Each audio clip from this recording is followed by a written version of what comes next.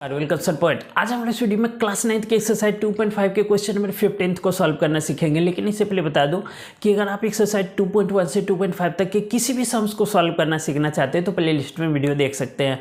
तो चलिए वीडियो को स्टार्ट करते हैं और क्वेश्चन नंबर 15 को सॉल्व करना सीखते हैं। क्वेश्चन नंबर 15 है give possible expressions for the length and breadth of each of the following rectangle in which their areas are given. That means in Hindi, नीचे दिए गए आयतों जिसमें उनके क्षेत्रफल दिए गए हैं में से प्रत्येक की लंबाई और चौड़ाई के लिए संभव व्यंजक दीजिए।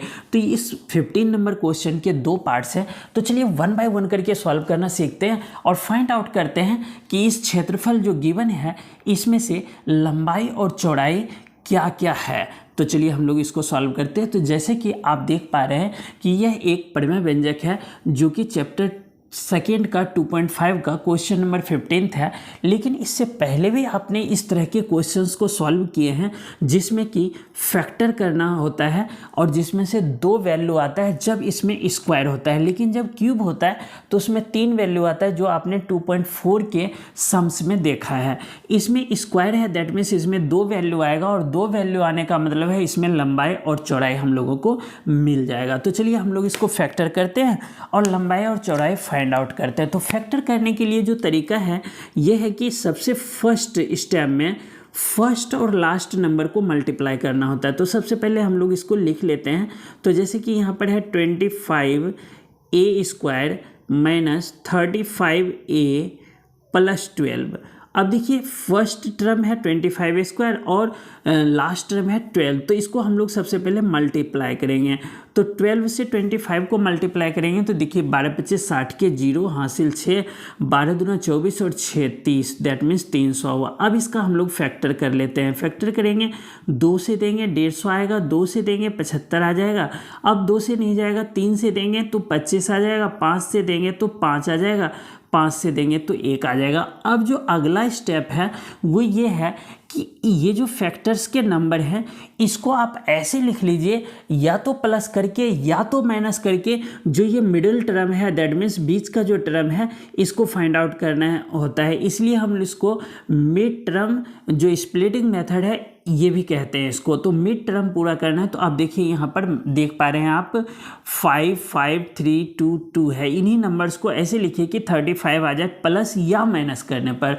तो देखिए अगर 5 दूना 10 दूना 20 लेते हैं और 5 दिया 15 लेते हैं तो आपको पता चल गया कि -20 और -15 लेंगे तो -35 आएगा। और इन दोनों को मल्टीप्लाई भी करेंगे ना तो 300 आ जाएगा, बिकॉज 15 दूना 30 यानी 300 आ गया।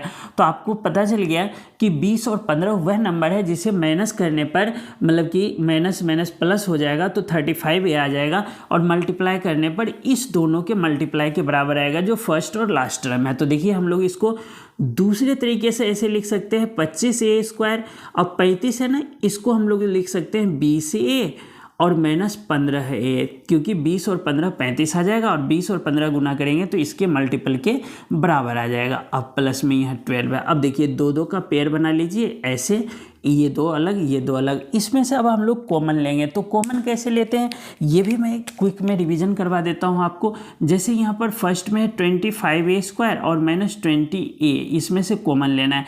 तो पहले 25a² का फैक्टर कीजिए, 5 देंगे 5 आएगा, फिर 5 से 1 और a × a। इसी तरह से 20a का फैक्टर करेंगे, 2 से देंगे 10 आएगा, 2 से देंगे 5 आएगा और 5 × a। अब देखिए दोनों में कॉमन क्या है, तो 5 कॉमन है और a कॉमन है। दैट मीन्स इस दोनों में हम लोग यहाँ पर क्या लिख सकते हैं कॉमन के रूप में 5a। तो हम लोग यहाँ लिख लेते हैं 5a। अब देखिए आगे, जब 5a कॉमन लिया तो इस वाले में क्या बचा, 5 बचा और a बचा, तो यहाँ पर 5a लिख लेंगे और माइनस इस दोनों में क्या बचा, 2 और 2 और a, तो 2 दूना 4a, तो यहाँ 4a लिख लेंगे। आई होप कि ये फैक्टर करना समझ में आया होगा यहाँ तक। चलिए नेक्स्ट टर्म को फैक्टर कॉमन लेते हैं। तो इसमें देखिए 15 और 12 में ना कॉमन जो है वो आ जाएगा आपका 3 कॉमन आ जाएगा। जैसे अभी किया उसी तरह से करेंगे। तो 3 से देंगे तो 3 × 5 = 15 5a और 3 × 4 = 12 4 आ जाएगा। आई होप कि यहाँ तक समझ में आया होगा। कि अब देखिए एक बात और है कि इसको जब भी फैक्टर करते हैं तो ये वाला नंबर और ये ब्रैकेट वाला दोनों इक्वल आना चाहिए। तो मतलब ये है कि फैक्टर सही होता है। तो यहाँ पर दोनों इक्वल है। अब जो बाहर है इसको हम लोग एक साथ लिख लेंगे, तो 5a-3 और 5a, यहाँ a नहीं आएगा बच्चों क्योंकि a कॉमन है 4, तो 5a-4, तो ये दोनों आ गया आपका फैक्टर। तो इसमें से क्या है कि जब हमने गुणनखंड किया तो क्या देखा, एक आया 5a-3 और एक आया 5a-4, दैट मीन्स लंबाई जो है वो है आपका 5a-3 और चौड़ाई जो प्राप्त हुआ वो आ गया आपका 5a-4। ये दोनों आंसर आ गया। आई होप कि समझ में आया होगा। चलिए हम लोग सेकेंड सॉल्व करते हैं और इसको बढ़िया से और क्लियर करते हैं। तो देखिए सेकेंड जो है क्वेश्चन है 35y² प्लस 13y और -12। तो इसमें वही फॉर्मूला, इसको और इसको यानी कि फर्स्ट टर्म और लास्ट टर्म को मल्टीप्लाई करेंगे। 35 को 12 से मल्टीप्लाई करेंगे तो देखिए 12 पचे 60 के 0 हासिल 6, 12 36 और 6 42, 420 आ गया। अब इसका फैक्टर कर लेते हैं, 2 दूना 4, 2 एकम 2, 0, 2 से देंगे 2 एकम 2, 0, 5 2 पचे 10, अब 3 से देंगे 3 3 9, 3 पचे 15, 5 से देंगे तो 7 आ जाएगा, बिकॉज देखिए 2 2 जहाँ तक लगा, फिर 3 से दिया, अब 5 से दिया, 7 आ गया, 7 से 1।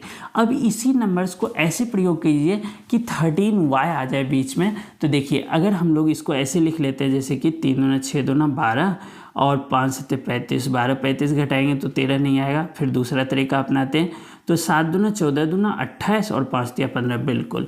तो देखिए 28 और 15, 28 में से 15 घटाएंगे ना तो 13 आ जाएगा। तो हम लोग इसको ऐसे लिख सकते हैं 35y² प्लस 28y और -15y। तो देखिए 28 में से 15 लेस करेंगे कितना आएगा, 13 आ जाएगा। और इस दोनों को मल्टीप्लाई करेंगे तो ये दोनों के मल्टीपल दैट मीन्स 420 के बराबर आएगा। अब यहाँ 12 लिख लीजिए, 2 2 का पेयर बना लीजिए, पेयर बना लिया।